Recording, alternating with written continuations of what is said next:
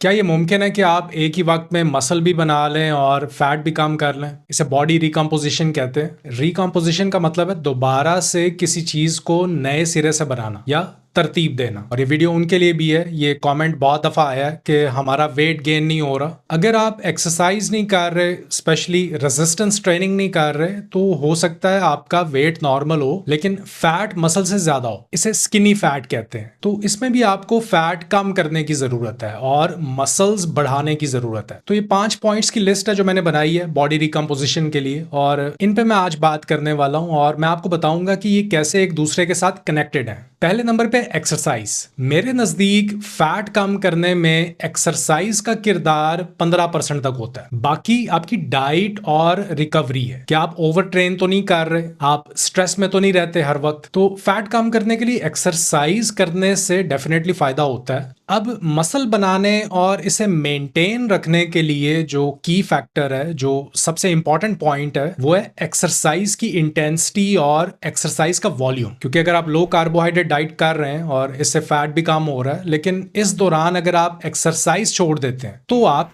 Muscles नहीं बना पाएंगे। इवन जो मसल्स हैं पहले, उनका साइज भी छोटा हो सकता है। एक्सरसाइज ना करने से मसल्स श्रिंक हो जाते हैं। फिर है एक्सरसाइज के बाद की रिकवरी। अगर आप जिम जा रहे हैं, सही ट्रेनिंग कर रहे हैं, आपकी फॉर्म सही है, प्रोग्रेसिव ओवरलोड कर रहे हैं, मसल की हाइपरट्रॉफी हो रही है, यानी मसल्स को तोड़ रहे हैं लेकिन मसल्स को रिकवर होने का टाइम नहीं दे रहे, रोज वर्कआउट करते हैं, रेस्ट डे नहीं लेते, तो इससे बॉडी पे स्ट्रेस आती है और इस स्ट्रेस की वजह से फिर आपकी नींद मुतासिर होती है और नए मसल फाइबर्स बनते ही आपकी नींद में। किसी भी तरह की एक्सरसाइज अगर आप करते हैं तो आप इसमें बॉडी को एक शॉर्ट टर्म स्ट्रेस दे रहे होते हैं। फाइट एंड फ्लाइट मोड में चली जाती है बॉडी। फिर इस फेज से निकलना बहुत जरूरी है। रात के वर्कआउट्स इसलिए अवॉइड करने चाहिए क्योंकि बॉडी का जो सर्केडियन रिदम है, काम करने का, जागने का और रेस्ट करने का जो नेचुरल साइकिल है, ये डिस्टर्ब होता है। मतलब सोने से बिल्कुल पहले आप किसी भी तरह की स्ट्रेस नहीं ले सकते। तो आपको ये सारे फैक्टर्स को देखना होगा। अगला पॉइंट है कार्बोहाइड्रेट्स। कार्ब्स की बात करते हैं। कीटो डाइट में तो जितने कम कार्ब्स उतना ज्यादा वेट लॉस, ऐसे ही है।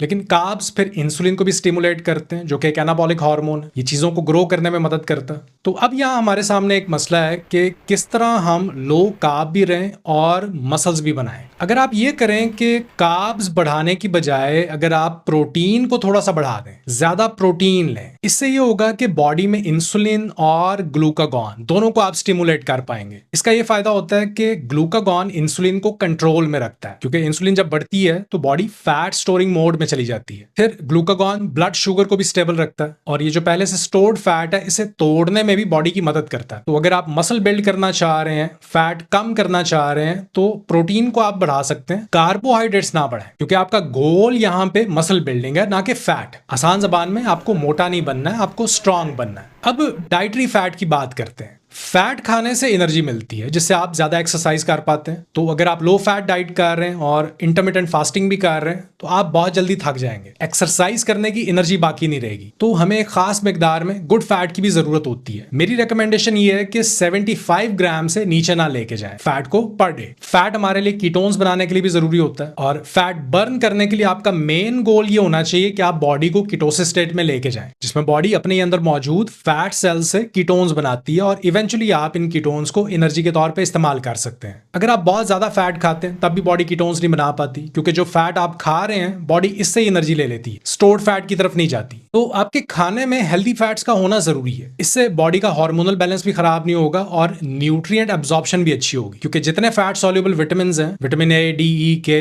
ये सारे विटामिन फैट के साथ बॉडी में एब्जॉर्ब होते हैं। तो फैट जरूरी है। आपके एनर्जी लेवल सही रहेंगे, मेटाबॉलिज्म अच्छा होगा, ब्लड शुगर लेवल स्टेबल रहेगा और क्रेविंग्स नहीं होंगी अगर आप फास्टिंग कर रहे हैं। और यही मेरा अगला पॉइंट है, फास्टिंग। फास्टिंग बॉडी में से फैट कम करने के लिए सबसे पावरफुल चीज है, क्योंकि ये आपकी इंसुलिन को स्टेबल रखती है। अब जहां तक फास्टिंग और आपके मसल्स का ताल्लुक है, तो फास्टिंग से आप अपने ग्रोथ हार्मोन को 2000% तक बढ़ा सकते हैं। अब इसे अगर आप कंपेयर करें एक्सरसाइज से, तो ये ग्रोथ हार्मोन को 700% तक बढ़ाती है। तो फास्टिंग से आपके ग्रोथ हार्मोन में एक बहुत बड़ी स्पाइक आती है और मसल ग्रोथ के लिए जो मेन हार्मोन इसका जिम्मेदार है वो है ग्रोथ हार्मोन। इसमें भी एक और इंपॉर्टेंट पॉइंट है कि आप बॉडी के इलेक्ट्रोलाइट्स का जरूर ख्याल रखें फास्टिंग के दौरान, स्पेशली सोडियम, पोटासियम और मैग्नीशियम। अदरवाइज आपके एनर्जी लेवल्स डाउन हो जाएंगे। इसे कीटो फटीग भी कहते हैं। तो सब्जियां ज्यादा खाएं, इनसे आपको कार्बोहाइड्रेट्स भी मिल जाते हैं और दूसरे मिनरल्स भी। नमक डाल के नींबू पानी का इस्तेमाल करें, अदरवाइज मसल्स में तनाव रहेगा, आप थका हुआ महसूस करेंगे।